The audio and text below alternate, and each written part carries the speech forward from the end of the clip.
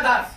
अभी इसकी स्टोरी थोड़ी समझने की कोशिश करो। ये हमारे जैसे ही साधारण सी व्यक्ति थी, एक किसान के घर में इसका जन्म हुआ था, लेकिन बचपन से आंखों में एक अलग सी चमक थी कि कुछ तो अलग कर जाने का, कुछ तो अलग कर जाने का, लेकिन प्लेटफॉर्म नहीं था।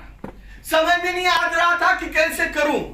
5वीं कक्षा तक पढ़ी, समझ में नहीं रहा था कि क्या करूंगी, क्योंकि बहुत छोटे से गांव में, छोटे से कस्बे में पढ़ रही थी, और उसके माता पिता जो है ये किसान थे, यानी कि आसाम सिक्किम में जो है वहां पे धान की बुआई जो है सबसे ज्यादा की जाती है। तो उस परिवार में, एकदम गरीब परिवार से इसका जन्म हुआ। तो अपने करियर की शुरुआत कर रही थी, लेकिन पढ़ाई तो थोड़ी बहुत कर रही थी, लेकिन कुछ अलग करना था। तो उसने देखा एक दिन टीवी के ऊपर देखा कि ओलंपिक की रेस चल रही थी, जिसमें महिलाएं भी दौड़ रही थी। तो उसने अपने पिताजी को बोला कि मुझे भी रेस में दौड़ना है। तो उसके पिताजी ने बोला कि ठीक है, दौड़ लेना, कोई दिक्कत नहीं।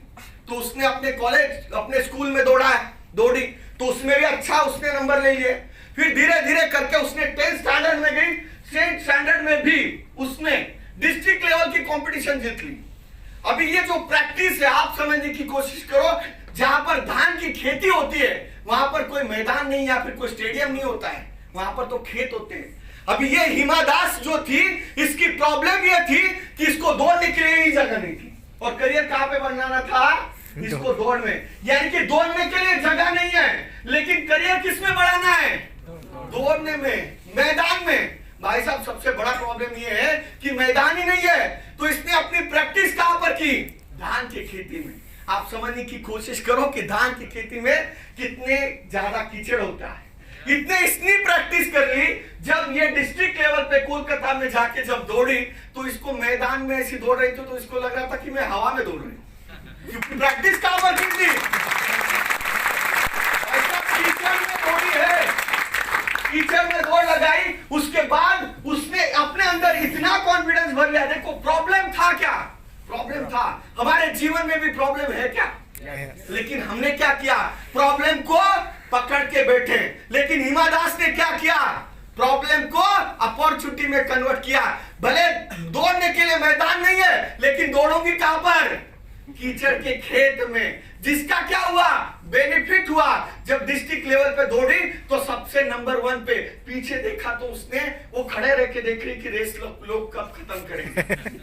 उसके बाद उसने ऐसी दौड़ लगाई कि उसका सिलेक्शन इंटरनेशनल लेवल पे हो गया। जब इंटरनेशनल लेवल पे जब उसका सिलेक्शन हुआ, तो दिक्कत ये थी कि उसके पास पहनने के लिए जूते नहीं थे नेशनल लेवल के लिए, क्योंकि पैसे ही नहीं थे। जब दौड़ी तो उसने पहली रेस में शूज नहीं पहने थे दोस्तों, और उसके बाजू के कंपटीटर के पास 15-15, 10-10 हजार के जो रनिंग के जो स्नीकर्स आते हैं, वो 10-10 हजार रुपए के आते हैं। तो उसके पास उतने पैसे भी नहीं थे। तो उसने विदाउट शूज वो मैच जीती थी। उसके बाद इंटरनेशनल लेवल पे गई, तो लोग उसकी मजाक उड़ाने लग गए कि यार ये कहां से आई है, गांव की, इसको क्या समझ आएगा, ये कैसे रेस दौड़ेगी। लेकिन इंटरनेशनल लेवल पे भी वो रेस जीती। उसके बाद उसने वर्ल्ड रिकॉर्ड, यानी कि फॉरेन में जाके भी इंडिया की पहली ऐसी ये यहां पर इसने रेस जीती है कि 1 महीने में इंडिया को 3 गोल्ड मेडल दिलाने वाली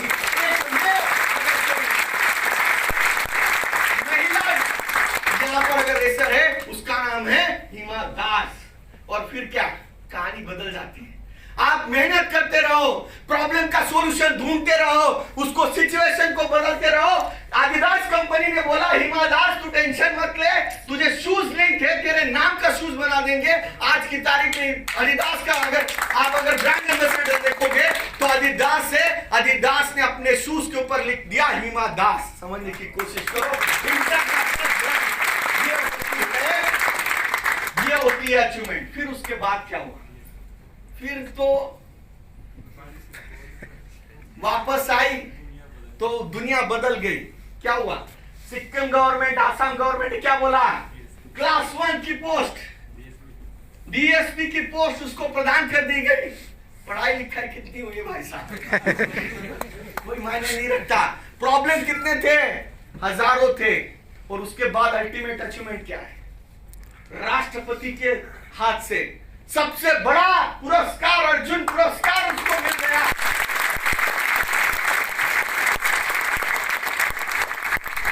रिवर्स जाओ, रिवर्स, यही तो हमारी जर्नी है। मतलब क्या है कि अगर हिमा दास वो पकड़ के रखती कि मेरे को प्रॉब्लम इतना है कि मैं कुछ नहीं कर सकती। लोगों का सबसे बड़ा दिक्कत यही है कि प्रॉब्लम को पकड़ के रखते हैं, सिचुएशन को पकड़ते हैं। हिमा दास ने उसके इंटरव्यू में यही कहा था कि सिचुएशन परमानेंट नहीं है, सॉल्यूशन परमानेंट है। प्रॉब्लम परमानेंट नहीं है, उसका सॉल्यूशन परमानेंट है। ये अगर माइंडसेट है तो आप कहीं पर भी सक्सेस हो सकते हो। इसका मतलब क्या है कि आप जो सोचते हो, आप जो देखते हो, जो सपने आप देखते हो, वही आपकी पर्सनैलिटी बनाती है। यानी कि आपके सपने आपको डिफाइन करते हैं।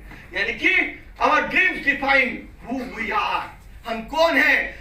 ये कहां से दिखता है कि आपकी बातों से झलकता है, आपके माइंडसेट से झलकता है। तो नेटसप में आप सब लोग नेटसप में आए हो, नेटसप के इस पवित्र प्लेटफॉर्म में आए हो दोस्तों। मैं आपको एक चीज बताना चाहूंगा,